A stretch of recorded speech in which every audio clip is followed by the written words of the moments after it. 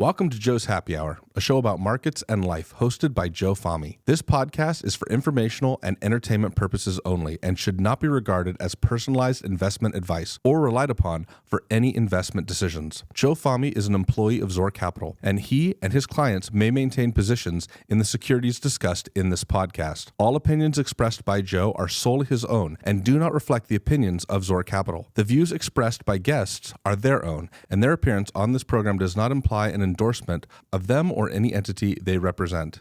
Thank you and enjoy the show. Justin Sayfie, welcome. Thanks for having me. Great to be here. Thanks for being here. You have served in 3 presidential administrations. You are the publisher of Sayfie Review, co-founder of the Miami Tech Summit. So you've had a interesting, unique career with law, politics, technology, business. I would like you to tell us a little bit more, maybe introduce yourself to the audience. Oh, well, thanks, Joe. It's great to be here. Congrats on the podcast. Awesome studio. Love it. Look, I grew up in Florida, got interested in politics at an early age, went to Georgetown University.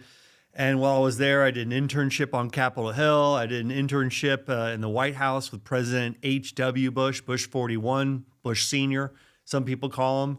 And I got bit by the bug. In Washington, they call it Potomac fever after the Potomac River there. So came back to Florida, and I was 21 years old. I volunteered on a political campaign that was a losing campaign. The polls closed at 7, and I think the candidate I worked for conceded 1 hour later. So that was a very short campaign victory party, turned into a campaign losing party.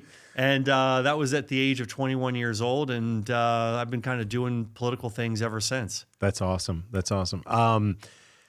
What would you say as far as it's not that my comfort zone is not in politics. I don't mind talking about politics. I just feel that, you know, the term, the country's so divided and so forth. What is your state of, if you were to give a State of the Union address, what is your state of the country, the economy, the election that just happened, the overall state of the union? If you can do that. Well, there's a lot to talk about there, Yeah. but I'm going to break it down into 2 areas.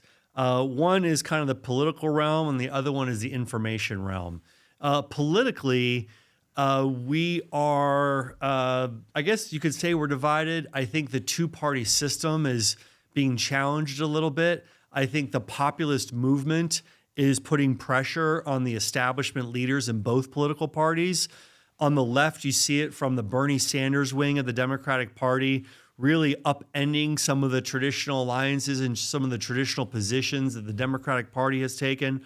And on the right, you see it with the Trump movement. You see it with the populism that's expressed by Trump, putting pressure on, you can call it the Bush, McCain, Romney wing of the Republican Party. Sure. So I think politically, I think both political parties are experiencing a lot of division that they might not have experienced to the level they're experiencing it now.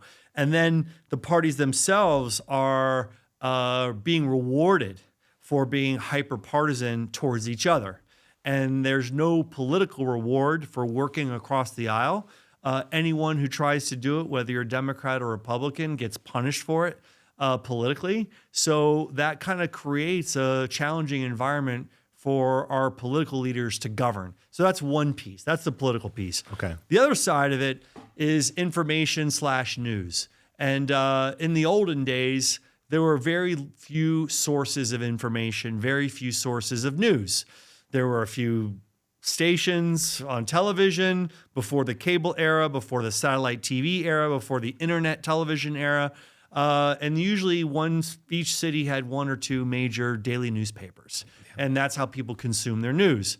Now there's a million channels online. There's a million Facebook feeds. There's a million media X feeds. platforms. There's TikTok. There's Snapchat. On and on and on and on. So everyone is really consuming a different news stream. And so that presents challenges in terms of political communications. There's pluses and minuses of both systems. Under the old system, everyone was on the receiving end of pretty much the same narrative. Yeah. That was, some could consider that a plus, some would consider that a minus. It put control of the information flow in a very small number of people. And so there was one narrative. Now there's millions of narratives out there, and you can really pick your flavor ice cream. You can pick your flavor narrative that you want. And so on one hand, while it's good because the access to information and news has been democratized truly, this podcast is one example of that. At the same time, everyone's living in their own reality. So that presents its challenges for democracy. So that's kind of that's my quick, very short assessment of kind of where we are right now. No, and I appreciate it. I know it was a very broad question. Going to that first point about the two-party system. As my amateur view on politics, I find that I hate that you have to label yourself as a Democrat or Republican, or you have to identify with one or the other, because I find the majority of people fall in the middle, a little bit of both. My personal opinion, anyone who's extreme right or extreme left is a lunatic. But the majority of people are in the middle. Right. But what I hate is that if you say, you meet someone and you say, okay, I'm a Democrat. Instantly in your head, people will label 5 or 6 or 7 things, that they're pro-choice and they're liberal on social issues, big government, et cetera, et cetera. If someone says they're Republican, instantly it's you're pro-life, you're conservative on this, and you know, and all this other list. But I find most people are a little bit of both.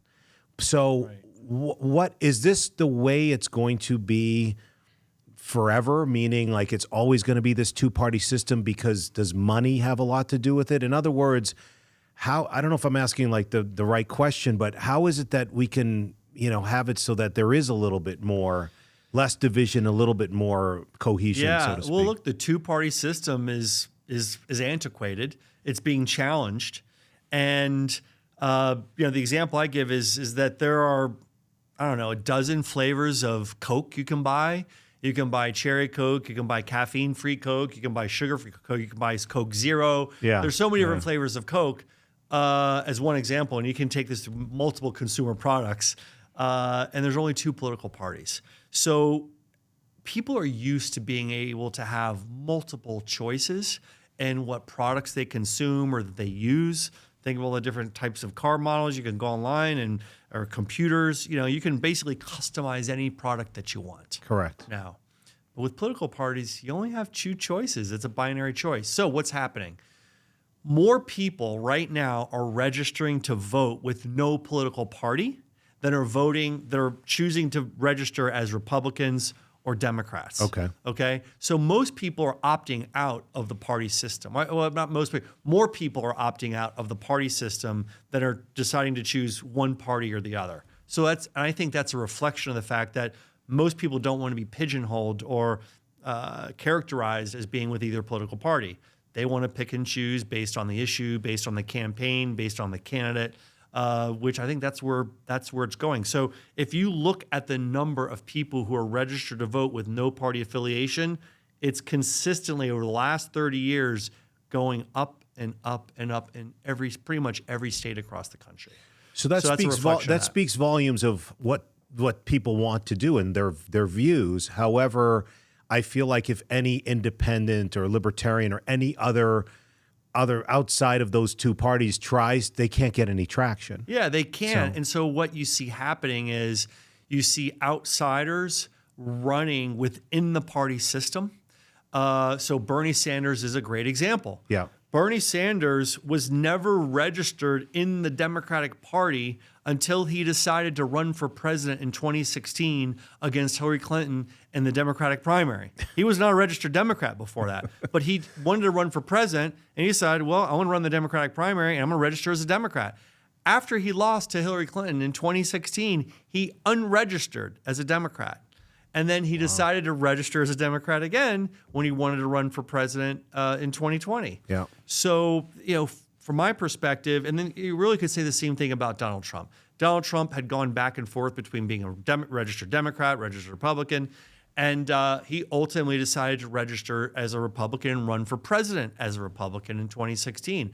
I believe he might have even contemplated running for president 25 years ago under some kind of a third party that might have existed at the time, if my memory serves correctly. So he runs in the Republican Party. And so I think what you're going to see more in the future is candidates who are not traditional Republicans or traditional Democrats running inside the party system. Yeah, it's interesting because even if someone doesn't identify as one or the other, they have to choose a party to be part of because of the whole system, the primaries, because of everything. The primaries, and it's just the two parties have a lot of resources and infrastructure, and it's also a shortcut way for voters to know generally where you stand on issues. And it's really hard to develop your own political identity outside of the party system.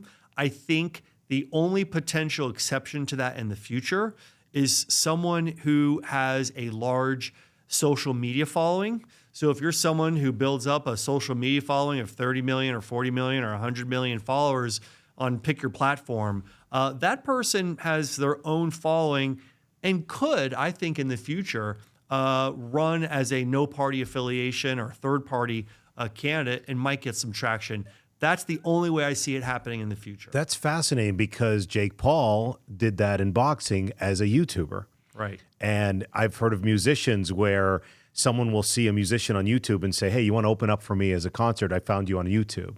So I never thought about that concept of pick your platform. You develop such a large following that you could end up leveraging that into politics. That's so fascinating. So the example that I think about is Dwayne "The Rock" Johnson. Yeah. I think he has over 200 million followers on Instagram. I'm not sure what he has on the other platforms, but he's got 200 million followers on Instagram. If he wanted to mount a third-party campaign for any office, if he wanted to run for Congress, if he wanted to run for Senate, one, he'd be able to raise a lot of money off that platform without picking any political party. It might be better for him to run with no party affiliation than if he were to pick Republican or Democrat, because I think he'd probably get more support online running as a no party or his own party affiliation. The Rock Party. The Rock Party. Running the Rock Party. That's the idea. And Rock, if you're listening, I'd love to consult with you on this. I'd love to help you out. We already started for The Rock. Run that campaign. You know, the Rock for president, the Rock for Congress, the Rock for Senate. So I think that would be the way that the two-party system could experience a true challenge, because essentially the social media following is its own party. Okay, yeah. That social media following is it can be used or leveraged to create a little digital virtual political party. It's funny you mentioned The Rock because I don't know, about 15 or 20 years ago, I remember telling my friends running for president is no longer the issues. It's a popularity contest, and social media can help that. And I literally have said, if The Rock ran, hands down, he would win. He's likable, female vote, black vote, like he would get everything. And I think it's a layup that he would win. But again, he would have to choose one party or the other, which leads to another common theme, which I'm sure you've heard over the past several elections, is it's always choosing between the lesser of two evils. Sure. People are not comfortable with either one, but they have to go with the lesser of two evils. And is that going to change? Do you think that the smartest people in the world want nothing to do with politics, and there's certain iconic families that are, is that ever going to change where people will say, both sides will say, I really like this candidate? I don't think so. And the reason for that is nobody's perfect. And beyond personal perfection or lack thereof, one of the most effective ways to win a campaign is to drive up your opponent's negatives. So if I want to run against you for president of the United States, the list of negatives is endless. Okay, cut. Next topic. Let's talk about it right now. All right, let's do it. But that's what a campaign would do. They would say they'd hire a opposition researcher to research your background and to make sure that in any business you ever ran that you followed all your licenses and that all your tax returns or anything that any little nick or any little stop sign that you dirt on everybody that you ran, and then you ran a stop sign, you ran a stoplight, and all of a sudden that's going to be the one thing that voters are going to know about you, because I'm going to spend a ton of money making sure that everyone knows that Joe Fahmy likes to run stoplights. And again, I'm using a fictitious example. But that's what happens in politics. So I'm driving up your negatives, and now I do a poll and say, well, what do you think of Joe Fahmy's character? Oh, he's a lawbreaker. And you're going to do the same thing to me. So this campaign tactic works so well that a lot of campaign resources get spent on negative campaigning. And at the end of it, no one really feels enthusiastic about either side. Yeah, I've heard people say they potentially want to get into politics, but they don't want their families dragged through the mud and all this stuff. Comedian Gary Shandling said he never wanted to run for president because he said he was afraid that no woman would come forward and claim they had sex with him. Well, that would be looked at as a good thing these days. But I guess he didn't want the personal embarrassment. Yeah. But so going back to when I say some of the smartest people in the world, they are happy running businesses and want nothing to do with politics, let's touch upon Elon Musk. Because arguably one of the smartest people in the world, and he got involved considerably. I want to lead into the tech thing as well, but before I forget, he got involved and still is involved. What are your thoughts about his influence on the election and his role in all this? If it's good, bad, or, Yeah, it's really fascinating because he seems to be motivated. Well, let me back up. Most business people that get involved in politics get involved because there's an old saying that it's better to get involved in government before government gets involved with you. Yeah. Or better to get interested in government before government gets interested in you. And a lot of businesses and their business associations of every stripe and color out there that get involved in politics to represent the interests of a particular business group or labor group or nonprofit group, et cetera. This was something that was contemplated by the framers of our Constitution and the Federalist Papers. They understood that that's a necessary part of a democracy or interest groups. Elon has significant business interests with SpaceX, with X, with Starlink, with Tesla, obviously. And of course, I'm sure he wants to advocate on behalf of those businesses, but it seems that there's something else, maybe something a little bit more, dare I say the word noble or high-minded, that seems to be inspiring him. In other words, he has the opportunity to spend his time creating another significant entrepreneurial venture. He's the richest man in the world. He can deploy capital and his brain power to do amazing things. And it appears that he wants to spend his valuable time in an effort not to make more money, not to create another business, not to create more jobs, but to create more efficiencies or to look at ways that the federal government become more efficient. So this is the concept of the Department of Government Efficiency, DOGE, that I guess is a little bit of play on the cryptocurrency, similarly named. And to me, that's a little bit unusual because if you look at traditionally who gets appointed to positions of power in the federal government, usually it's people that come from the industry with which they're regulating. For instance, the Secretary of the Treasury is usually someone who's been working on Wall Street in finance. Banking, yeah. And banking, Something the banking industry, sure. the finance industry. And so, I could go on through the other cabinet plenty of agencies. examples, sure. But so it's kind of interesting. So he's a really interesting for him to spend his time on that and not to say and request from President Trump, I'd like to be on the advisory panel for NASA, or I'd like to be on the advisory panel for the Department of Transportation as it relates to Tesla, or I'd like to be on the advisory, board, communications with Starlink, FCC, something like that. For Starlink. Yeah. I could go on and on. So I'm really intrigued by his involvement, and it's something to continue to watch. I think this time around, would it be fair to say, there's that whole phrase, you become like the 5 closest people you hang out with, surround yourself with great people. Mm-hmm. So far with the people Trump is surrounding himself with the second time around, is it fair to say it's a improvement or it's a better quality of people? Or I know that's debatable because people, again, being so divided, but what are your thoughts so far on who he's surrounding himself with and cabinet appointments? Right. The biggest difference between Trump 1.0 and Trump 2.0 in terms of his appointments is that this time around, he's really, for the most part, going outside of conventional choices. Many of his choices are unconventional compared to what you would expect a typical Republican nominee president to pick, and even going back to his picks 4 years ago, where he had Jim Mattis from the military was his pick for Department of Defense Secretary. Rex Tillerson, the former CEO, was the pick to be the Secretary of State. These are very establishment choices that he picked. This time around, he's picking RFK Jr. to be the head of HHS. Very non-traditional choice. He had first nominated Matt Gaetz to be the Attorney General, then withdrew that, and then nominated Pam Bondi, which is a little bit more of a traditional pick, having been the Attorney General of the state of Florida for 8 years.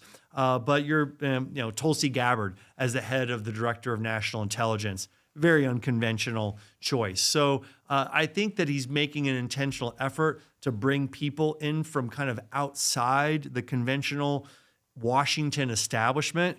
It is rattling the Washington establishment. I was about to say quite that. Does that rattle people's feathers? Absolutely. I mean, there is a Washington establishment, and they, for the most part, go to the same cocktail parties in Georgetown, and they go to the Gridiron dinner every year, and they go to the Alfalfa dinner, and they go to the Washington Correspondents Association dinner, and they mix and mingle with each other. Some of these choices are unconventional by those typical Washington standards. Yeah. You think that's a good thing or a bad thing? Personally, I think it's a good thing. I think that it's good to have fresh perspective in government. I think that the status quo needs to be challenged. I think that the voters of the country spoke pretty clearly on Election Day on November 5th that they didn't want a conventional choice for president. They chose a president who has a record that no other president has. And so I think it was a clear, unmistakable message to the Washington establishment. And I would also say the corporate and Wall Street establishment, financial establishment of the country, we're not happy. We're not happy, and things better change, or we're going to keep going down this path of selecting leaders for the country that are going to challenge the status quo and the established power structures in ways that you, the establishment, aren't going to like. So that's where I think it's a good thing. There was a lot of talk during the campaign that democracy's on the ballot and we have to preserve our democracy. And my view on that is democracy has to do its job if democracy wants to be reelected. Democracy is always on the ballot. Yeah. And if democracy isn't serving the people that government is supposed to serve, the people are the sovereign, and they have a choice of choosing flavor A of democracy, flavor B of democracy, flavor C of democracy, or choosing no democracy. That's ultimately the people's choice. So my view is democracy needs to do its job, and I'm hopeful that with the new president, the people of the country will unify, will respect these unconventional choices he makes, that these unconventional choices will challenge the status quo in the way that it needs to be challenged, and hopefully set the country on a better path. Yeah, that's a great point. I mean, going back to Musk, it made me think about, he did an interview. So there's a lot of CEOs, athletes, musicians that stay out of politics because of the whole Michael Jordan line, why don't you talk about politics? Because Republicans buy sneakers too. Right. Which is dumb because he's already telling you what side he's affiliated with, but I get that point. So there's people who stay out of it because they instantly don't want to piss off half of their customer base for a CEO or products or whatever. Right. Then Musk, in an interview, someone asked him, you're clearly saying who you're affiliated with. Are you worried that instantly half the country is not going to like Tesla, not going to like your products? And he looked directly in the camera and said, I don't care. Right. What are your thoughts in general about, now I also am curious if Musk would have said that when he started Tesla versus now being the only person to mass produce electric cars in the US. Right. So he's established now. So what are your thoughts in general about a CEO or an athlete or a musician or anything like that? divulging their political affiliation? Do you think it's good? Do you think it's like have the Musk attitude? I don't care if you don't like it. That's fine. Or are you better off staying quiet to not instantly upset half your?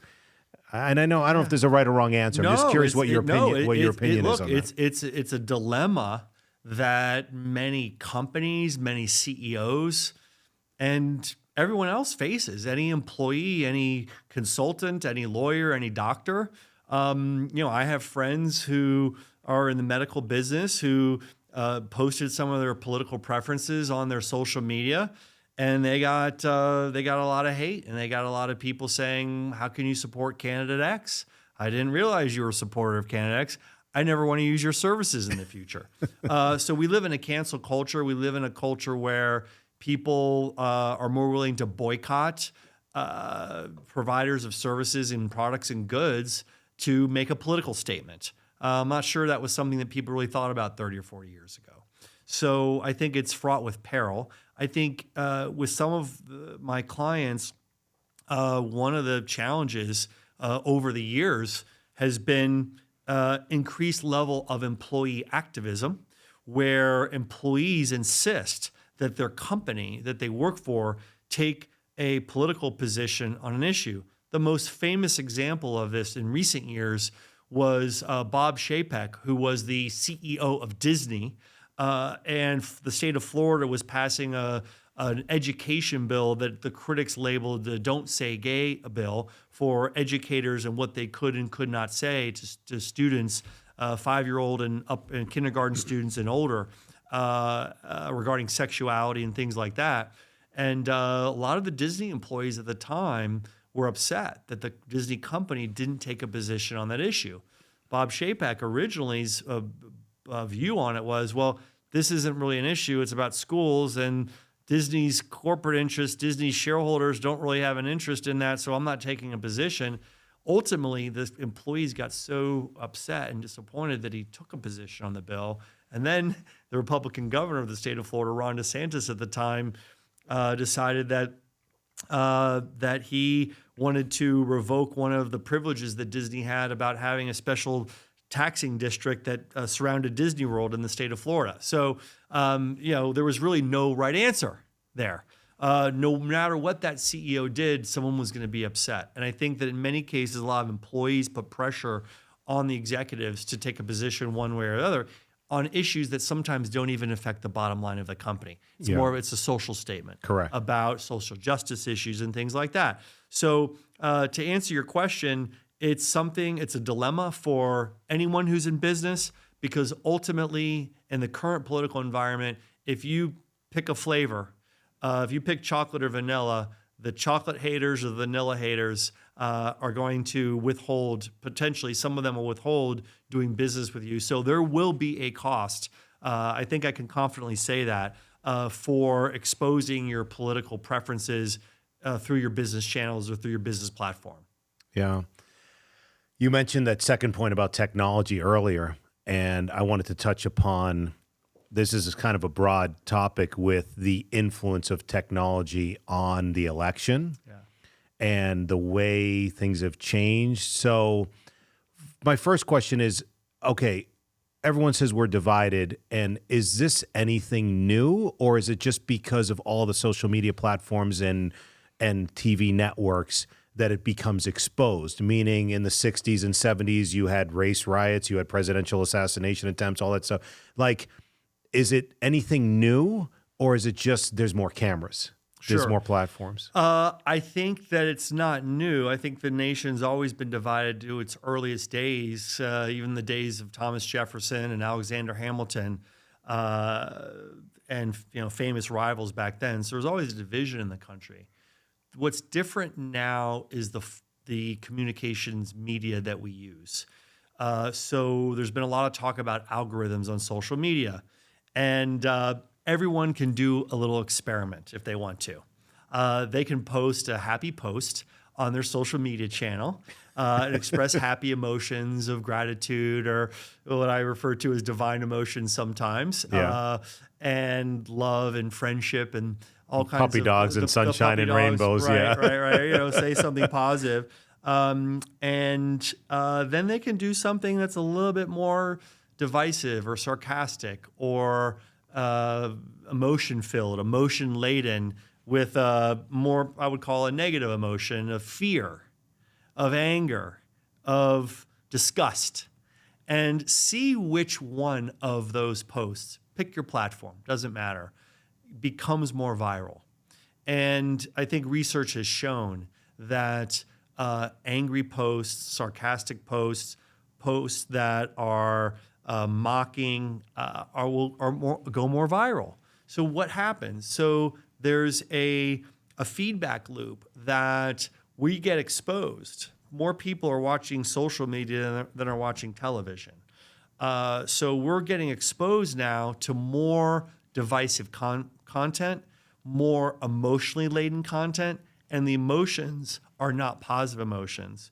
They tend to be more divisive. So I think that what's happening is, as a result of social media and the platforms that we're all consuming, more and more people think that people on the other side are subhuman, and that's I'm gonna go in a little bit of a different direction here, but it's kind of something that is important in answering your question about, are things different now?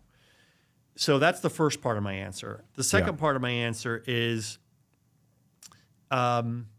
we're communicating now more. Everyone is communicating now more through machines, through computers, than we are face-to-face.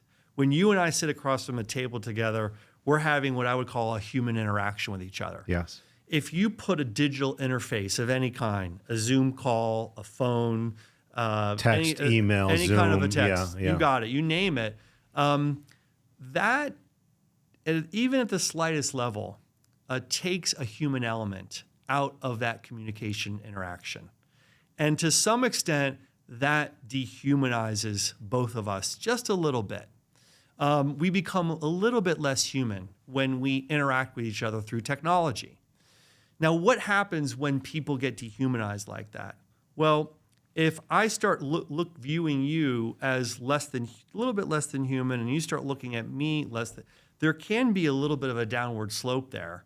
And what happens is then you get a lot of what I call digital ugliness, where you get a lot of this content online that is, I would call it, dehumanizing. And what I've experienced, or what I've observed, and experienced to a small extent, like if I used to go on MSNBC and CNN quite a bit and do hits and talk about politics. People would find me on X, or it was Twitter back then, and they would insult me and have these really funny, hilarious insults, commenting on my appearance, commenting on what I said. Yeah. Twitter tough guys. Twitter tough Keyboard guys, warriors, exactly. Keyboard warriors. With anonymous handles on Twitter. Yeah. And, they were treating me as less than human. And I get it, because to me, I was a digital image. I wasn't a person.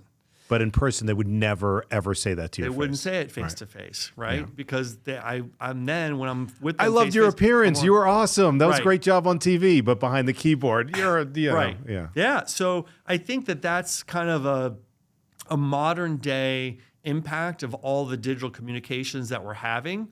I don't really have an answer or solution of it. I think it's something for us to be aware of. I think individually in our own communications and how we use social media, I think it's something that I try to be self-aware of.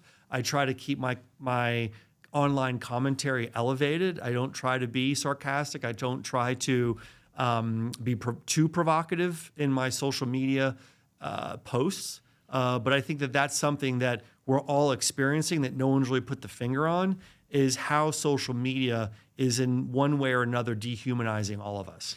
It's a fascinating point about the algorithms liking conflict, liking, for engagement. I always joke, if I write a blog post Dow 100,000, it'll get 5 clicks. If I write a post Dow 5,000, it'll get 1 million clicks. The negative news sells. It's the whole, You don't turn on the Weather Channel when it's 75 and sunny outside. You turn it on when a hurricane, tornado, or blizzard's coming. So going to technology and media, I think it's safe to say media has a big part in the divisiveness because of selling ads and keeping people watching the TV and keeping people on the platforms, keeping them engaged. It's in their best interest to Absolutely. And that's what the algorithms reward. The algorithms reward engagement. And again, everyone can do the little test that I suggested, and you'll see which post gets more engagement. There's a comedian who said, if I post, I just got into Harvard Business School, I'm going to get 3 likes. But if the hot girl says, just woke up going to Starbucks and 17 million likes. Exactly. Well, that's a whole nother. That's a whole other topic. That's a whole other topic. That's for part 2. Right. Going back to technology, podcasts and the role in the election. Everyone's talking about Joe Rogan. He had J.D. Vance, President Trump, Elon Musk all on the same week. Right. Some people are saying because Harris did not go on, because he is the #1 podcast in the world, because she did not go on, that hurt her. What are your thoughts on the new form of media and podcasting, and not new form, but more prevalent form, how it's affected the election and will continue to in the future? Sure. So after Donald Trump won the presidency in November of 2016, I gave a presentation at the Florida Leaders Summit in Orlando, and I explained my theory as to how he won, because at that time everyone was wondering how he won. And one of the things I looked at was the role that technology played in his victory and the role that social media played in his victory. And I kind of looked at it also from a historical lens. And I went back to Barack Obama beating Hillary Clinton in the Democratic primary in 2008. And Barack Obama really was the first, what I call, internet president, where traditionally he would have never been able to defeat Hillary Clinton, former First Lady for 8 years, U.S. Senator from the state of New York for several years, beating a 2-year U.S. Senator from Illinois, first African-American president, which many people in the party establishment, the Democratic Party, would have said to someone like that, wait your turn. This is Hillary Clinton's nomination. Sure. He ends up beating her in the Democratic nomination in 2008. Technology played a big role in that. He raised a lot of small dollar contributions from online.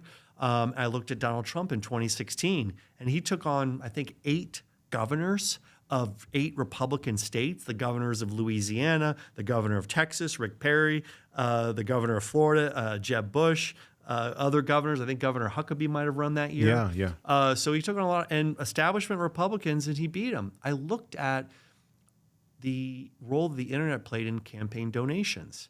And over 50% of Donald Trump's donations in 2016 came from the internet, came from online. Whereas I looked at someone like a Jeb Bush, over 90% of his contributions came from non-online, or let me put it differently. Nursing homes? Less than 10%. Less than 10% of Jeb Bush's contributions came from the internet. Yes. More than 50% came from the internet. So the internet as a medium is changing who we nominate, and it's changing who we elect as president. Okay. I got my degree in American government from Georgetown, and one of the things they teach you in political science in college is the impact that television had on U.S. politics. And the classic example is the 1960 presidential debate between JFK, John Kennedy, and Richard Nixon.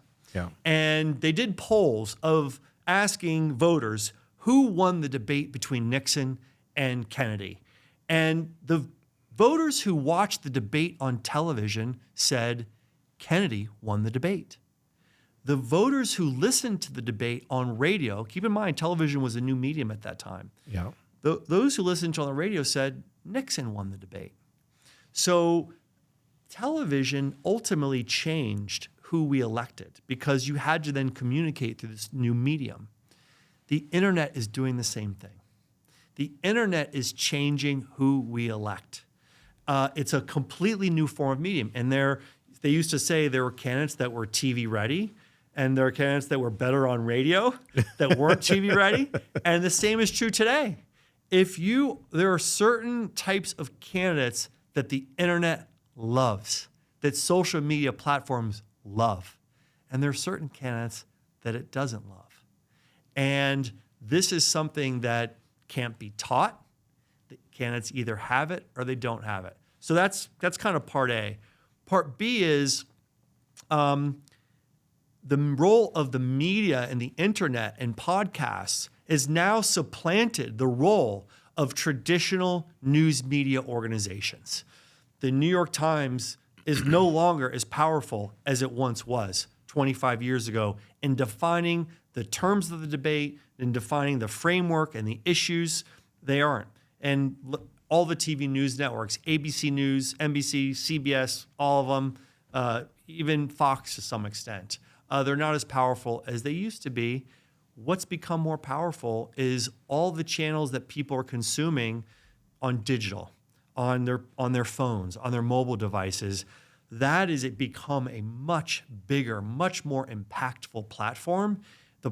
I'm not going to say the problem with that platform. The uniqueness of that platform is it's not a broadcast model. It's not a one-to-many model. It's a many-to-many model. So the power is more diffuse and it's more dispersed, and you have a lot more voices. Now, there are certain people like a Joe Rogan that do have what I call long tails. And so he's uniquely influential, and other people like him are uniquely influential in the online space. But I think what we saw this year, more than we saw even in 2016, is a lot more of the campaigns of the future are going to be done through social media, through digital communications channels, and you're going to see the old establishment media channels not as important and not viewed with the same level of substance, or with not the same level of credibility that we've seen in the past. Do you think that's because people don't trust traditional media anymore? Or like if you ask somebody in the old days, it'd be ABC News or Peter Jennings or Dan Brokaw or Brokaw, whatever. Sorry for messing up the names. Right. But Tom Brokaw, sorry. I was thinking of the Dan Rather is who I was thinking. Mm-hmm. But anyways, in the old days, it'd be that, Walter Cronkite, whatever. And then not too long ago, CNN was pretty neutral. Mm-hmm. And now if you ask someone, is there a news channel you trust? I think most people would say no. Well, two things are going on. One, the Pew Research Center and others, Gallup, do polls, and they show that the trust in the news media is at an all-time low. So fewer Americans trust what they're consuming through traditional news media channels. That's a huge problem for that industry. The one thing, the only thing, in my view, that they're selling is trust. It's not news. No. It's trust. Because if I don't trust the source, I don't trust anything that you say. I have to trust you before I can believe you. So that's a huge challenge, but that's a huge challenge. No, I was just going to say, so because that trust is lacking, so then now they're gravitating towards, the top three podcasts are Rogan, Tucker Carlson, Candace Owens. I think that's, well, the Hawk Tuah girl is 3, but that's a whole other story. But my point is because of your point about trust, not trusting, they're seeking another medium to consume or that they're comfortable with or that they do trust? Yeah, I've tweeted or I've X'd about this, and that is there's a proportional relationship between the amount of trust or distrust the American people have in traditional media sources and the growth of alternative news sources. It's a directly proportional relationship. What happens is the higher that distrust goes up in traditional media sources is, the larger the growth is, or the opportunity for growth is, in non-traditional media. So the distrust is opening up a whole new market for people to fill the gap. That's a great point. They're filling a gap. There's a market need and a market demand for trust. And if people stop trusting these sources of news, they're going to look elsewhere for other trusted sources of news. So it's really the biggest crisis of American journalism that, unfortunately, in my view, not enough journalists take seriously. If I were the head of a major mainstream news organization, the problem in the equation that I would be solving for is, how do we increase the trust that our readers and beyond our readers have in our news product? That's the one thing I would be focused like a laser beam on, because if you don't have that, it's a dying model. It's a dying model. And the only way you're going to ever grow the business, because you're being challenged by people choosing other sources of news. It's a totally free marketplace of news. It's not a limited monopoly that used to exist in the past of one daily newspaper and 3 or 4 or 5 network broadcast channels. So in a market where everybody has a platform, the one thing that everyone is selling is trust. That's a great point. That's a deep point. It's awesome. I wanted to touch upon a lot of my audience is financial, like tech stocks and so forth. Tell me a little bit about you co-founded the Miami Tech Conference. Summit. Tech Summit, excuse me. Tell me a little bit about that and what that is about when you run that summit. Sure. So we launched the Miami Tech Summit in 2022 during the pandemic.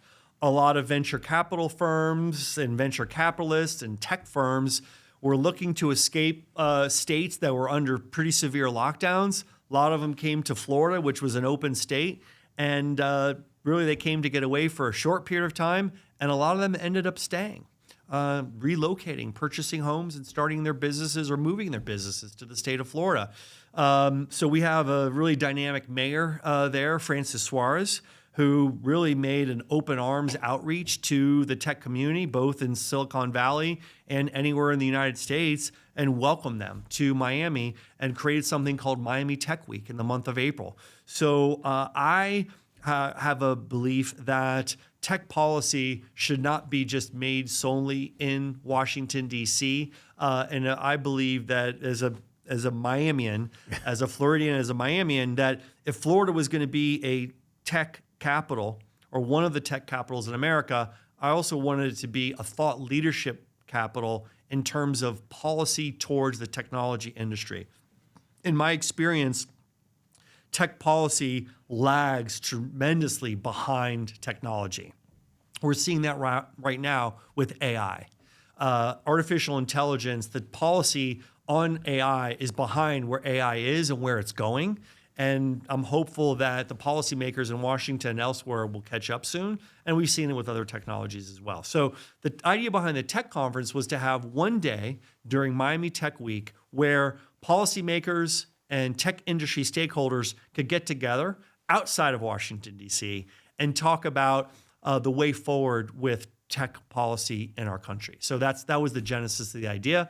We'll be doing it again in April, on April 9th. It will be doing it in Miami, April 9th, 2025, during Miami Tech Week, and we're looking forward to having another successful I got to come to that. I want to come this year. Come on, you'll love it. You make a great point about the policy regulators. They're always behind the times with technology, so that it's hard because they can't keep up with how technology really moves fast and advances. It moves very fast. That's a really good point. Yeah, it moves very fast, and it's a moving target, and it's complicated. A lot of these issues are not easy issues for policymakers to understand, to get up to speed on. It takes a lot of education for many policymakers. Most policymakers just don't want to take the time and don't have the interest to understand. I think famously, the first time Mark Zuckerberg, the CEO of Facebook and founder of Facebook, testified before Congress, some of the questions, I think they even did Saturday Night Live skits about it. Some of the senators and members of Congress didn't really understand how Facebook worked. Yeah. It was a little bit embarrassing. And that's just kind of a metaphor for what it's like for policymakers when it comes to making tech policy. Yeah, no, that's I remember almost every congressional hearing, I just shake my head because I at least have a staffer of help you out here. But the majority of the questions are embarrassing. As far as markets, I found it interesting. I want your opinion on this. I had people tell me with between a few weeks to a month ahead of the election, some people said, if Harris wins, the market's going to crash and go to zero. Then I had other people say, if Trump wins, the market's going to crash and go to zero. Both statements are ridiculous because the market moves on earnings and interest rates. I don't think it's that big of a deal who's president. Some people worried about a contested election. If it's not decided that night and it's delayed, it's going to cause havoc in the markets. And I actually wrote a blog post on my website at joefahmy.com talking about the famous Warren Buffett quote. If you mix your politics with your investing, you're making a big mistake. Separate the two. And my view was the technicals of the market were strong. The Fed is on our side. That famous phrase, don't fight the Fed, because they're cutting rates. The economy's strong. You have Royal Caribbean and, all these stocks at all-time highs. That's a good sign. And the AI boom, which you referred to. So I think a lot of people in the markets got so caught up in the politics And I'm never complacent about the markets. Right. I was just saying that the market was looking good, the economy's strong, but a lot of people did take their money out or did get scared ahead of the election. And I'm curious your, feedback, your thoughts, your, insights to markets and politics. Sure. So I think what happens in an election year is that the election, especially when it's close, introduces an element of uncertainty about the future policies of the country. I mean, the president will be setting policy for 4 years.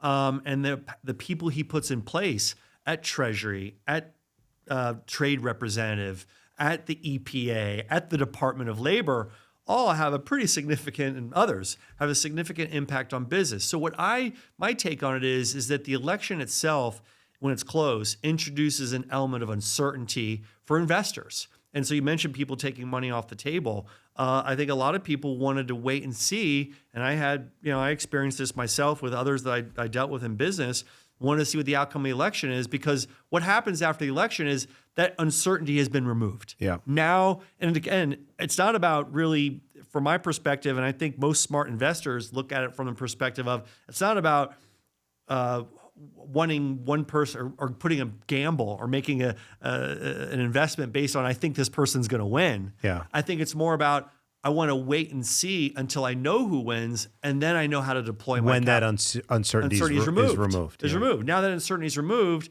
now I have a better sense of what the next 4 years is going to look like from a policymaking perspective in Washington. And now that tells me, all right, now I've got a little bit less uncertainty, or maybe a lot of less uncertainty about how I'm going to deploy my capital. Yeah,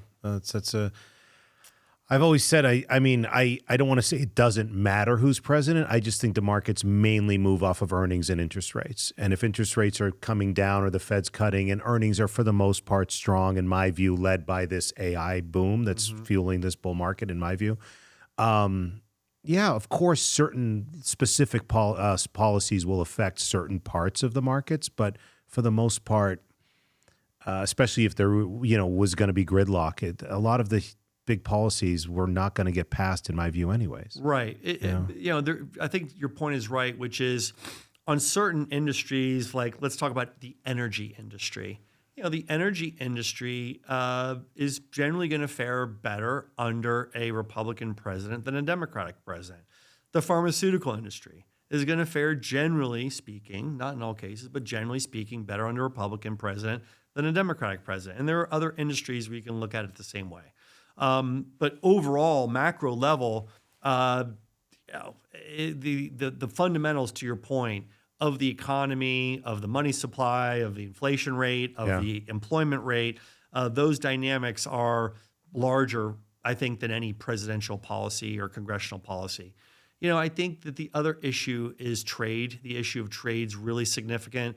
And President Trump has very, very specific ideas on what he wants to do with trade and with tariffs. With tariffs, yeah. I was going to ask you about that. That's a big difference. That's a big difference between, say, a Kamala Harris and a Donald Trump presidency, is that he went all in on tariffs. And that's going to have a significant impact on different sectors of the industry. I think the other one that's really different, we're seeing it, is the crypto industry and cryptocurrency. I think there was a feeling, look at the Joe Biden, Kamala Harris administration and Gary Gensler at the SEC, not very friendly to cryptocurrency.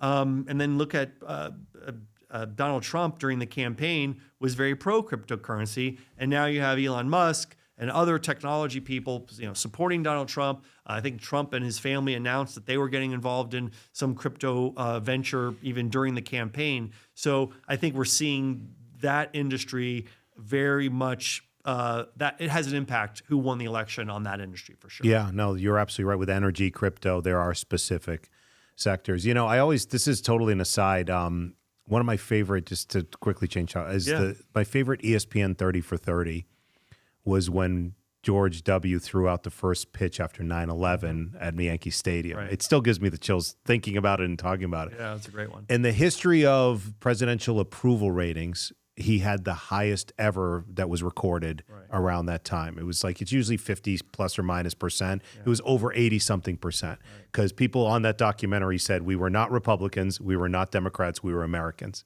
He walks on to Yankee Stadium like King Kong, and Jeter says, just don't bounce the pitch because they're going to boo you.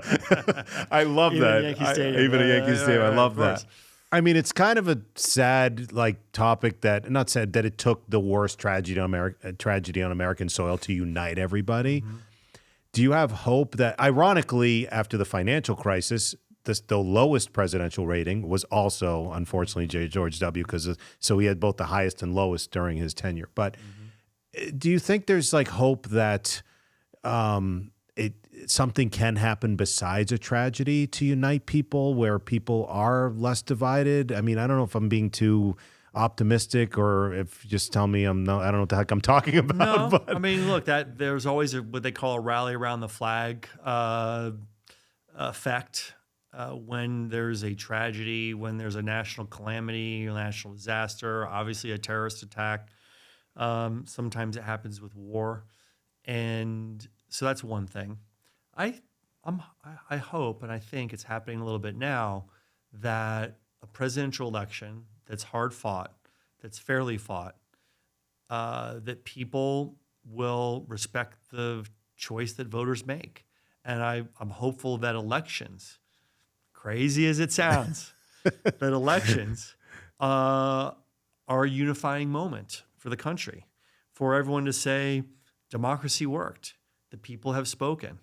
Let's give the new administration, the new Congress, a chance to show us what they can do. Hillary Clinton's concession speech to Donald Trump in 2016 said, we owe Donald Trump a chance. And I think that that's the way that hopefully there can be some unity, and it's up to the new president and the new Congress to unite and to feed into that feeling of unity that happens after an election. Those are the things I think that aren't related to war or acts of terrorism that can unite the country. Yeah, that's takes leadership to do it. That's a great statement.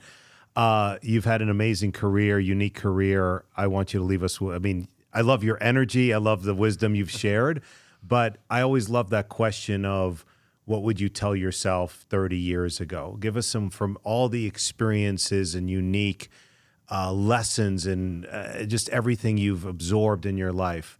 What are you telling your kids to pass along? What would you tell the audience? What would you tell yourself, the old, like, what I wish I knew 20 or 30 years ago? That's if you could leave us with some wisdom. That's a great question. It doesn't have to be political. It could be anything. Anything. I give my kids a lot of advice. Sometimes it's welcome and sometimes it's not welcome. But before I answer the question, you shared your favorite 30 for 30. So I'm going to share my favorite. Oh, for please. 30 Yeah, for 30. please. Yeah. And my favorite 30 for 30 was the U. It had to be the U. Was the U. Was definitely the U. And it was the Catholics versus convicts game. Notre Dame, where the University of Miami played Notre Dame in South Bend. And I was a junior, I think, in college at the time at Georgetown. And one of my buddies had family in South Bend, was a huge Notre Dame fan. I was a huge Canes fan. And we drove 11 hours, I think, from D.C. to South Bend. A bunch of us, crammed into a car, went there for the game. And I was there for that game when Jimmy Johnson decided to go for the 2 points to win the national, or to win the, to maintain the number one ranking instead of just going for the tie. And of course, we know how that ended. But that was my favorite 30 for 30. Catholics versus convicts. Yeah. In terms of the advice that I give my kids, and just what advice I wish someone would have told me, 20, 30 years ago, I'm very fortunate in that I kind of followed my passion. And I know there are people out there that say I don't do that. I followed my passion, even though it was unconventional. I did some things that people would have said, I deviated from the traditional path, the career path, by kind of getting involved in politics. And I deferred admission to law school for a year when, people said, what are you doing? Keep going to school. So that's one thing. I think that it's important to find the thing that you love, find the thing that you're interested in, and pursue it and do it. because at the end of the day, I always tell people that ask for career advice, I say that you have to pursue the thing that's going to make you jump out of bed in the morning and want to go to work. I said that's the life that hopefully everyone can aspire to live. And if you think that way, it kind of changes the way you approach certain decisions in your life. So that's one thing I say is I just really want to, I encourage anyone I can to not overthink career decisions and to kind of lean into their feelings and their passions more than their rational thought process. The second thing is important that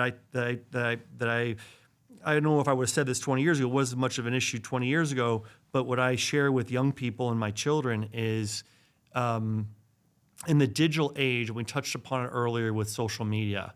My biggest fear for young people these days is that they get trapped in an information bubble, and it's a comfortable place to be. It's a very comfortable place to live in an information bubble where the views that you agree with are being reinforced, and you're constantly receiving self-affirmation by the information stream that you choose. And I encourage anyone to not be afraid, to be courageous, and expose yourself to points of view that are different from your own, with a mindset of understanding and not with a mindset of judgment.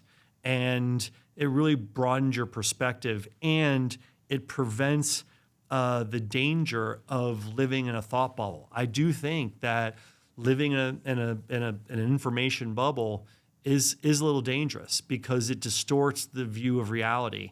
And so my personal practice is I try to take in information from multiple sources, from sources that I agree with, and I lean into sources that I don't agree with, because I kind of have a feel for what the sources I agree with are going to say and what they think and what they believe. But what I'm curious about is what the people I don't agree with, what are they saying, what I'm thinking. I don't necessarily agree with it, but it gives me a very broad perspective into what people are thinking, what people are believing, and how people see the world that's different from the way I see the world. And what I say is, everybody has a tiny little piece of the truth. Everybody has a tiny little piece of the truth. And it's our responsibility, it's my responsibility, it's all our responsibility to kind of put together and combine and synthesize all those little pieces of truth that we gather from wherever we can gather them. Hopefully it's a diverse source of information. And then we start to understand what the real world looks like, kind of pulling threads from different sources and seeing the world from different perspectives really, I think, gives you the most accurate view of what the world looks like. We're never going to really truly know what the world looks like. It's always going to be a tiny bit fuzzy, but we can make it a little bit clearer by exposing ourselves to different points of view without judgment and with a mode of understanding or a mindset of understanding, and then remembering to have a healthy amount of skepticism to whatever we're being exposed to, whatever piece of information we receive, and then try to synthesize it all together. So that's what I would tell young people today in terms of their career path and in terms of how they consume information. Wow. That's awesome. That's incredible insight. I'm like listening and I'm like want to write notes from what you just said. Fortunately, it's being recorded. I was like, hopefully it's being recorded on the podcast. Yeah. I can't thank you enough. Are we going to see a Vance Sayfie ticket in 2028? No, I am not. I'm not going to be a candidate for office ever. I've had the joy and the privilege of serving for 3 presidential administrations. As I mentioned before, I interned for President H.W. Bush 41. I was privileged to have President George W. Bush appoint me to the Commission on White House Fellows, and President Trump appointed me. So I served in both I served in all 3 administrations of those 3 presidents. So I've enjoyed my service, and I may serve in kind of a limited role in the future, but I'm definitely not running for office. If I can help in some way on a volunteer capacity, I'm happy to do it, but it's not for me. But I encourage and support those who do want to do that. Awesome. Awesome. I can't thank you enough. I had fun with this conversation. There's so much going through my mind that I'm going to have to watch back and absorb because I'm learning and absorbing your insights. Thank you for being a great friend. Thank you for your amazing energy. Thank you for your humility. And thanks for sharing all the stories. Thanks for having me, Joe. Really, it's been great. Congrats on your podcast. Thanks for the great questions. And I wish you all the best. Thank you. Hope to have you on again in the future. Would love to. Thank you so much.